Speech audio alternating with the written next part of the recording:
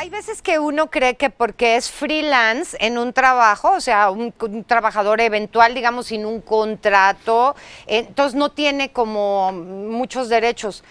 Pero ¿será esto cierto o en verdad sí hay posibilidad de tener algunos derechos? Bueno, pues hoy vamos a saber más al respecto porque nos acompaña el licenciado Oscar de la Vega, abogado, bienvenido. Bueno, él tiene una especialidad en Derecho Laboral y además es socio director de la firma de la Vega y Martínez Rojas SC. ¿Cómo está? Muchas gracias, Pita, un gusto estar aquí contigo. No, pues el gusto es mío. En realidad, ¿cuál es la diferencia entre ser un freelance o ser un empleado? Mira, es un tema, la verdad, fascinante hoy en día, porque tradicionalmente se diría la diferencia entre ser un empleado y un freelance es que el empleado está sujeto a una relación de subordinación. Ajá. Esto es el poder jurídico de mando, como lo ha definido la Corte, aunado al correlativo deber de obediencia. Entonces, si hay subordinación, hay relación de trabajo y todos los demás derechos. Tradicionalmente esta era la forma en la que se diferenciaban. Pero ahora con el desarrollo de las nuevas tecnologías, esa línea se vuelve sumamente fina y a veces imperceptible.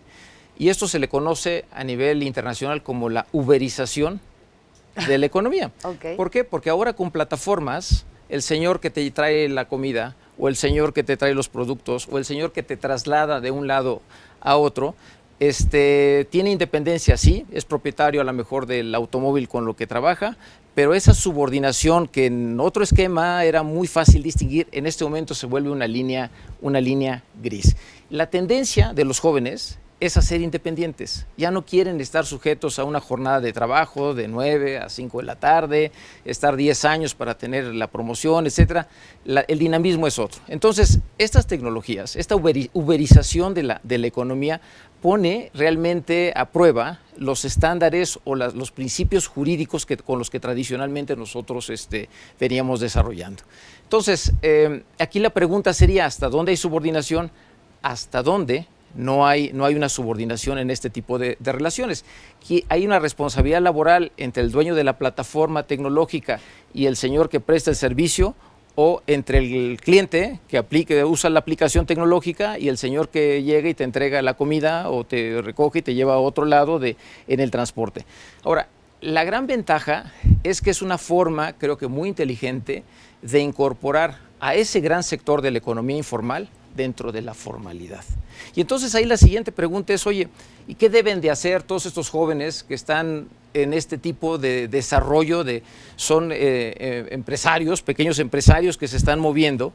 Pues bueno, hay una serie de derechos que quisiera compartir con ustedes. Primero hay obligaciones, hay un sistema fiscal, ¿verdad? Un régimen de incorporación fiscal sumamente sencillo, en el cual se dan de alta y pagan solo un porcentaje por año, hasta 10 años, de 10% sobre lo que deberían de pagar a nivel cualquier otra persona que estuviera dado de alta como empleado o como asimilados a salario, y empiezan a participar dentro de la economía global. Todas estas plataformas, de hecho, les obligan a que se incorporen a este régimen de incorporación fiscal, este RIF.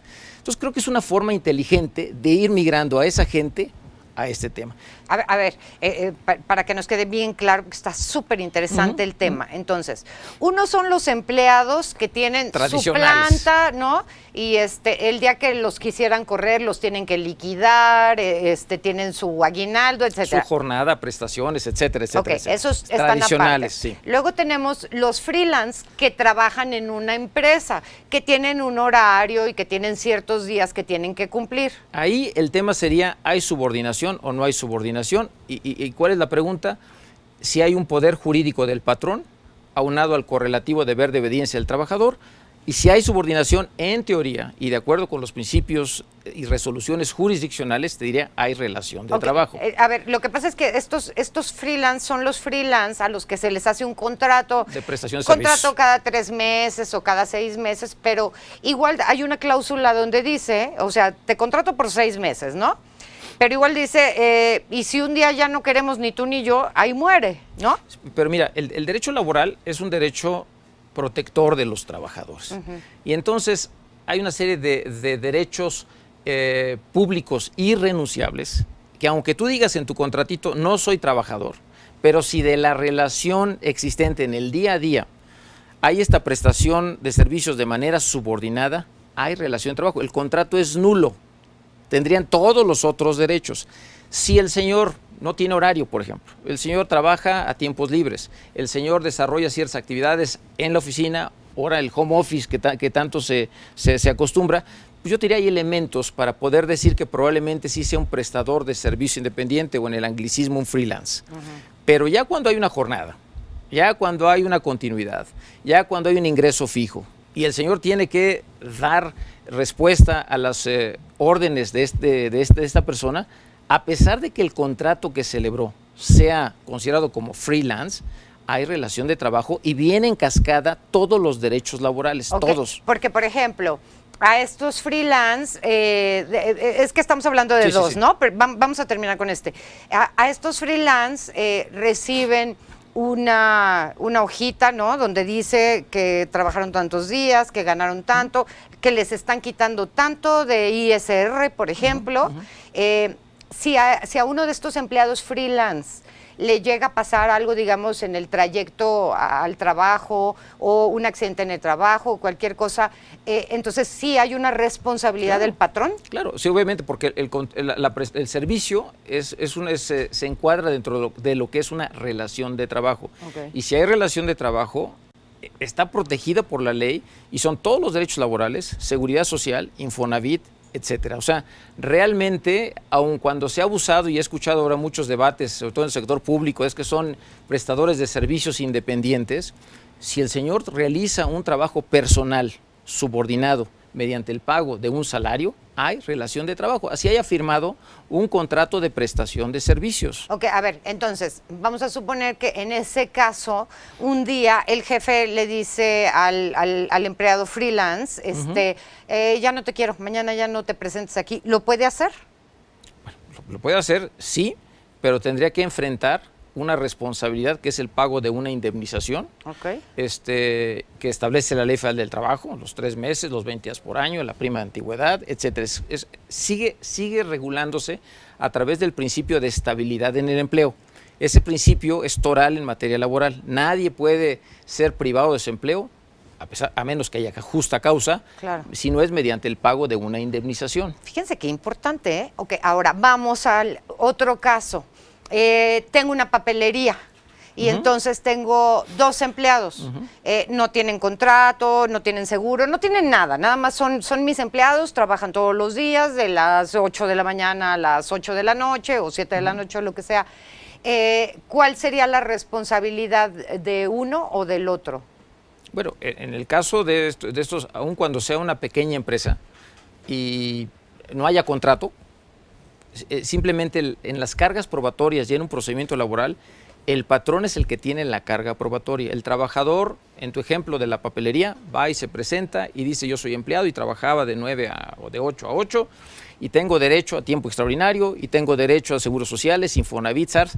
La carga de la prueba sería del propietario de esa papelería para decir: no hay una relación laboral, sino una relación de carácter civil. ¿Por qué? Porque celebramos este contrato de prestación de servicios, pero si a pesar de ese contrato no hay subordinación, que creo que sí se daría en ese caso, es responsable de pago de prestaciones, seguros sociales, Infonavit, SARES, etcétera, etcétera, etcétera. Entonces, hay mucha ignorancia en este tema, en ese sentido, de unos y de otros, porque es mejor tener un contrato por escrito a no tenerlo. Mucha pequeña y mediana empresa prefieren no tenerlo.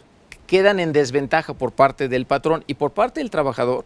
Si hay una prestación de un servicio personal subordinado mediante el pago de un salario, hay una relación laboral. Así le hayamos denominado como quisiéramos o no haya contrato celebrado entre las partes. Ok, a ver, ¿qué sucede si yo tengo un puesto donde vendo ropa en Isabel la Católica, ahí en la calle, y contrato a alguien justamente para que me ayude o para que lo maneje? ¿Sería lo mismo? Yo digo, el tamaño de la empresa, porque es una empresa, es una unidad de producción o distribución de bienes o servicios, ese es un concepto, es un pequeño puesto o es una empresa grande, pues eso no hace distingos. La Ley Federal del Trabajo no distingue entre la microempresa o la gran empresa. Simplemente si hubo esa subordinación, esa relación de trabajo, tendría técnicamente hablando ese empleado los mismos derechos, por lo menos los mínimos establecidos por la ley. O sea, a pesar de que entre dos partes no establezcan qué prestaciones, la ley dice, tú tienes derecho a estos mínimos. 6 meses por el primer año de vacaciones, prima vacacional del 25%, aguinaldo de 15 días, etcétera, etcétera, etcétera. ¿Cómo se puede hacer para lograr un nivel correcto? Porque vamos a ser sinceros, en muchas ocasiones, poniendo el mismo caso del puesto, ¿no? Y yo contrato a alguien, eso no quiere decir que yo sea millonaria, ni que sea rica, ni que esté explotando a otra persona, es simplemente necesito apoyo, esta otra persona me está ayudando, se le conoce como informalidad, pero si este cuate al que yo empleé me mete una demanda por 6 meses de no sé qué, ¿verdad?, pues me acaba mi negocio, me acaba mi vida, me acaba mi familia y lo más seguro es que acabe poniendo lo poco que yo tenía, ¿no? Ese es un grave problema porque el gran empleador de este país no son las grandes empresas, son la pequeña y la microempresa. Y efectivamente tenemos historias de terror en las que a través de un juicio laboral se acaba un patrimonio familiar. Así es. Derivado de uno de estos temas. Interesantísimo el tema y si nos permiten hacemos una pausa, regresamos en un momentito, estamos platicando con el licenciado Óscar de la Vega, especialista en Derecho Laboral. Venimos. Ya hablamos un poquito sobre esta posibilidad que hay de contratar a alguien y que te ayude en tu pequeñísimo negocio con las consecuencias de que si el día de mañana hay un incumplimiento o bien te demanda por alguna cosa, se te acabe tu negocito.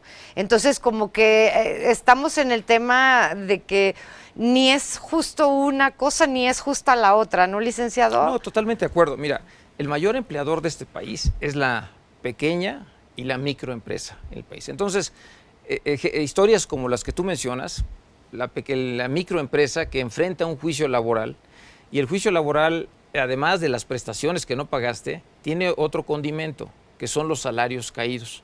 Durante todo el tiempo que dure el juicio, se va acumulando ese pasivo, y si al final del camino pierdes como patrón, tienes la obligación de pagar la indemnización, las prestaciones que no pagaste, más los salarios caídos.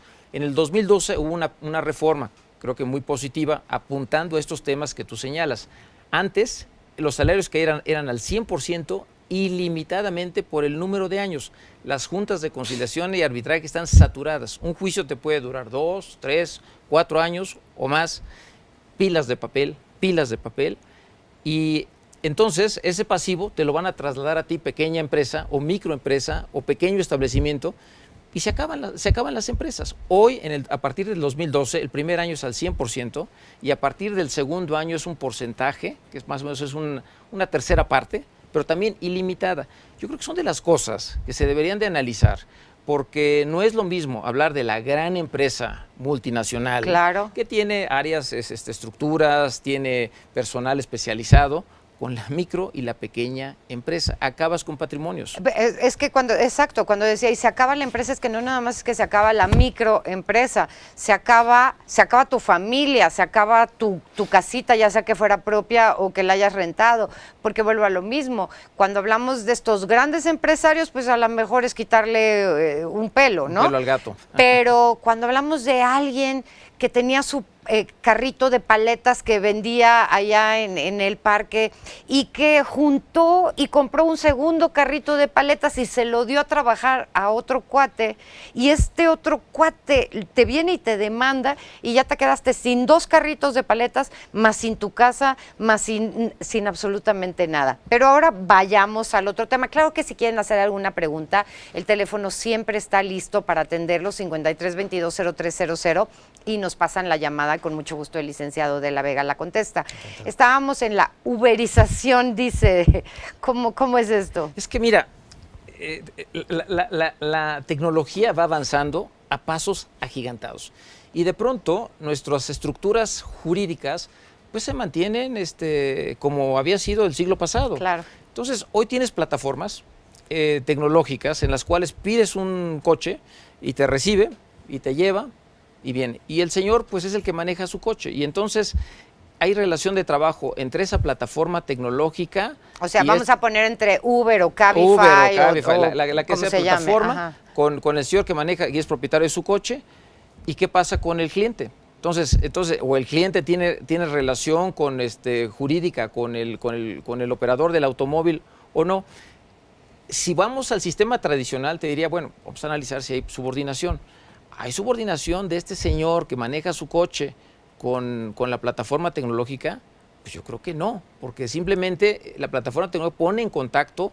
Es un intermediario. Es un simple intermediario y cobra un honorario derivado de esa intermediación mercantil que tiene. Pero, pues yo te diría, y vamos a ver muchos de estos juicios, la seguridad social en el país va a tratar seguramente de considerarlos como empleados a estas personas. Si tú le preguntas a la inmensa mayoría de esos operadores, son jóvenes en su inmensa mayoría que tienen la oportunidad de un trabajo de ciertas horas, con una jornada flexible, poder prestar un servicio, están incorporados a la economía formal, que eso es bien importante, emiten facturas. Si tú ves en tu recibo de Uber o de cualquier otra plataforma tecnológica, viene una factura y viene el régimen de incorporación fiscal, el RIF. Ellos pagan un impuesto sobre ese tema. Y a mí, ¿quiénes ellos? Ellos, el operador del coche. Okay. El operador del coche y desde luego también la empresa que es el dueño de la plataforma factura por ese servicio, le cobra por ese servicio y por su afiliación al operador del coche o al propietario del coche. A ver, más o menos cómo funciona es, si yo tengo un coche, para poder meterlo a trabajar a Uber, tengo que cubrir ciertos requisitos, tener unas placas especiales, etcétera. Entro al servicio de Uber, el dinero no me lo dan a mí, el dinero del gasto del viaje que hiciste entra a la plataforma de Uber, ellos se quedan con un porcentaje pequeño, pero claro, sumados, ¿no? Son muchísimos, y lo demás ya te lo depositan a ti. Así es. Entonces, ¿dónde quedó la bolita? ¿Quién es responsable de qué cosa? No, bueno, eso es lo interesante, porque si vamos al concepto tradicional, oye, ¿hay subordinación o no hay subordinación? Te digo, es algo todavía que no está definido a nivel cortes, a nivel juntas de conciliación o tribunales colegiados de circuito, porque el señor dueño del coche o el que opera el coche, porque puede ser propietario o no, pues define su jornada. Define su jornada de a qué horas y en dónde, esto, aquello. Claro, si hoy no quiere, no trabaja. Hoy no quiere, no trabaja, etcétera, como tal. Entonces, esa flexibilidad, yo creo que sí distorsiona el concepto tradicional de que platicábamos anteriormente, entre el señor que viene de 9 a 5, está aquí en tus oficinas y está trabajando, que puede haber generalmente hay una relación de trabajo, con este nuevo sistema en el que ponen en contacto, y para allá es la tendencia, porque también tienes... hay otra fórmula, que es... yo tengo la plataforma de Uber, o sea, yo ya estoy dada de alta en la plataforma de Uber, y yo tengo 2 coches o un coche o 3 coches, los que sean, y uno se lo doy a trabajar a Alejandro, otro se lo doy a trabajar a Paco, otro se lo doy a trabajar a Juanma. En ese caso, la relación laboral patronal sería entre Paco y yo, entre Juanma y yo, entre Alejandro y yo. Ahí cambia un poco, tal vez, o sí se vuelve un poco, o hay es diferente, porque por un lado está el propietario de esos 2 o 3 coches, con esos operadores que tienen estos señores, y lo que sucede en la vida real es que les rentan esos coches y ellos pagan un honorario o una renta al propietario del vehículo. Creo que ahí sí habría a lo mejor una relación de trabajo entre el propietario del vehículo y el operador de estos vehículos. Pero como en un taxi tradicional. Como en un taxi tradicional, que pagan, no recuerdo cómo se llama el monto que ellos pagan, el concepto. Pero lo interesante está entre ese joven que compró su coche y está con esa plataforma tecnológica y que presta un servicio, y que definitivamente es un área gris, y que yo creo, en un análisis profundo, que ahí en ese caso no hay una relación de trabajo. Sin embargo, vamos a ver muchos litigios en materia de seguridad social, porque el seguro social requiere de más ingresos y van a tratar de que considerar que hay una relación de trabajo con esas personas. Está muy interesante. El otro caso sería, hay servicios, uno por ejemplo se llama Uber Eats, que te traen la comida, ¿cuál es el otro? Rappi, ¿no? Que hasta te pueden traer cosas de la tienda. Sí. En ese caso, por ejemplo, viene un chavo en su bicicleta, ¿no? Que te va a traer, o en moto o en bicicleta, ¿no? Si llegara a tener un accidente, ¿a quién le pide que le paguen su sería problema? parte de lo mismo, porque si no hay relación de trabajo, por ejemplo, ese señor que es propietario de su bicicleta o su motocicleta, pues en principio es un empresario, o sea, no tendría la protección legal laboral ni con la plataforma tecnológica, ni con el beneficiario de los servicios, pues porque el señor es un prestador de servicios como tal. En otros países, ¿qué se hace? Mira, la tendencia es así considerarlos como empleados. Sí ha habido una presión muy fuerte a nivel internacional de considerarlos como empleados, pero principalmente el driver es el tema de la seguridad social. Las seguridad sociales requieren de más ingresos. Entonces, una forma de decir, oye, pues todos esos señores también vamos a considerarlos como empleados y a lo mejor viene o entran dentro de un esquema que probablemente va a ser una alternativa. En materia de seguridad social hay un régimen voluntario, es la incorporación voluntaria al régimen obligatorio, que probablemente sea una solución. O sea, ese empresario debería de darse de alta en ese régimen para tener, con excepción de riesgos de trabajo, una protección en los seguros de invalidez, vejez y vida. Creo que, licenciado, creo que de esto tendremos que platicar mucho. Hay como tantos hilitos, es como un estambre, ¿no? Que si uno le hace así, empiezan a salir muchos hilitos. Pero antes de despedirnos, me queda un minutito, le quiero hacer una pregunta, porque es un tema que ha estado en el tintero últimamente. El presidente electo, dentro de las cosas que ha dicho últimamente, es que pretende que los empleados de confianza del gobierno federal trabajen también los sábados. ¿Es esto probable? ¿Es posible? Digo, quiero decir, él puede decir, y ahora todos trabajan los sábados y la gente tiene que trabajar los sábados. Mira, el derecho laboral, en México hay dos grandes grupos de trabajadores. Los que están, es el artículo 123 constitucional y hay dos apartados, el A y el B. El apartado A, sector privado, que es los que estamos hablando, y el apartado B, empleados que trabajan en el gobierno federales o locales. Es mucho más protector en el apartado A, que no debería de ser, realmente ese distingo no debería de existir, son tan empleados unos como otros, pero en el fondo la relación de trabajo, contestando tu pregunta, es de naturaleza bilateral. Okay. No puede quedar al arbitrio de una de las partes la modificación de las condiciones de trabajo. Obviamente debe haber consecuencias jurídicas, tiene que haber un consentimiento, porque está ese cambio de jornada o la reducción de salario o el cambio de lugar de prestación de servicios. Okay. Tendría que haber un consentimiento y para eso están los sindicatos, que esperamos en esta vez hablen a nombre de sus representados. Creo que de esto y mucho más tendremos que platicar próximamente. Yo le agradezco enormemente que haya venido este día a poner estos temas en el tintero, a darnos luz sobre algunas cuestiones que a veces como empleado uno cree que lleva todas las de perder y que solamente ganan los patrones y no es así. Muchísimas gracias, licenciado Óscar de la Vega, es abogado especialista en Derecho Laboral. Muchísimas gracias, saludos a su socio. Continuamos con más.